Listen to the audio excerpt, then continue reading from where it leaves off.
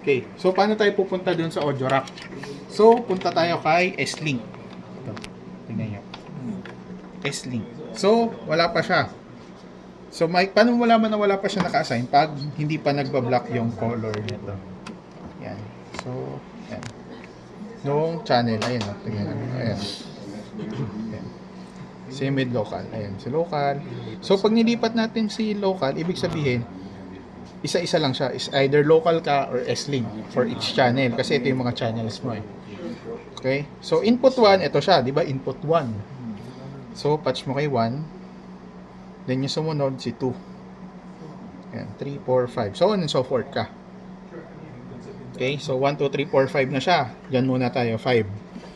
And then, sa outputs, similar din. So, teka. Si outputs, meron kasi siyang aux. Later na yun, inputs muna. Inputs muna. Medyo mahirap si outputs eh. So, may 1, 2, 3, 4, 5 tayo nakaset. Ayan. So, minsan, may issues na parang hindi nagko-connect. Paano ko malalaman din kung nag-connect? Papakita ko rin.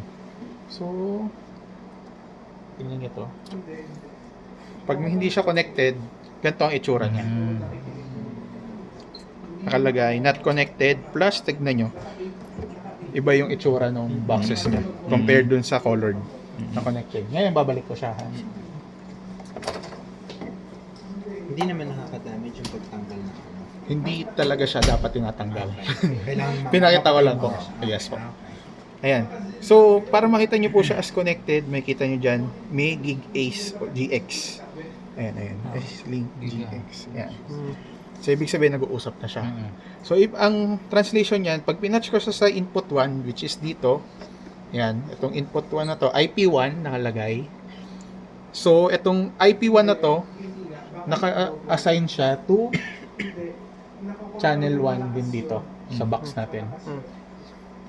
So, paano yung siya sabi naman ni Sir Vince na balibaliktad? So, ito, pabaliktarin ko lang for sample.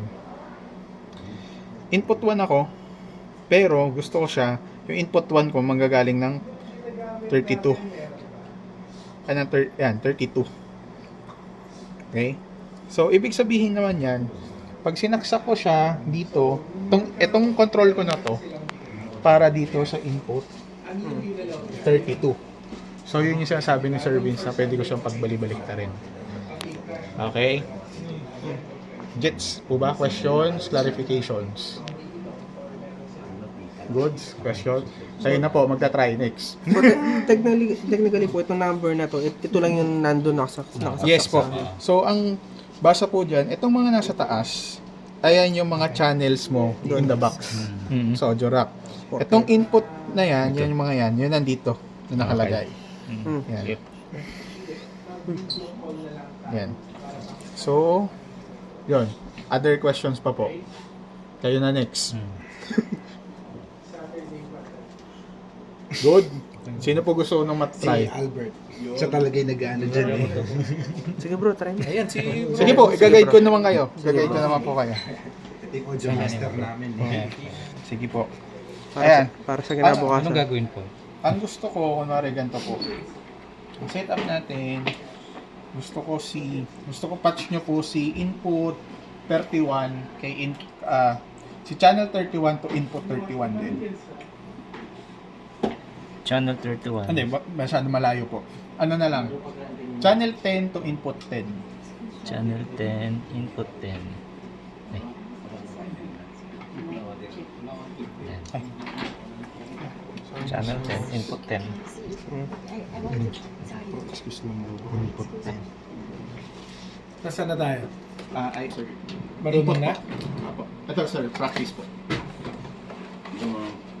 Then, sige nga, hanggang 15 po. So, 11, channel 11 to input 11. Channel 11 to input 11. Then, 12 to 12 to 12. 12. Opo. Then, 13, 13 14, to 15. 14. Rudy. 15. Yes, sir.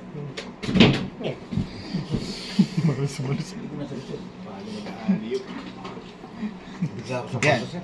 So, ang translation yan, sir, ibig sabihin, itong channel na to, si input 10 natin, naka-assign siya pa kanino? Input 10. Kay, Input 10. kay audio rack po o kay local? Audio rack. Okay, good. Sir, output. Di pa ako Nakuha. mag-output. Hmm. Kuha, sir. Kung paano po. Next po. Ay, hindi ako. Hindi ko lang. Wallace Ini-internalize si- ko pa eh. Si Wallace daw, si Wallace. Wallace try.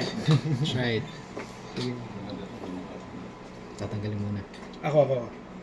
Reset mo muna. Saan ko yung reset?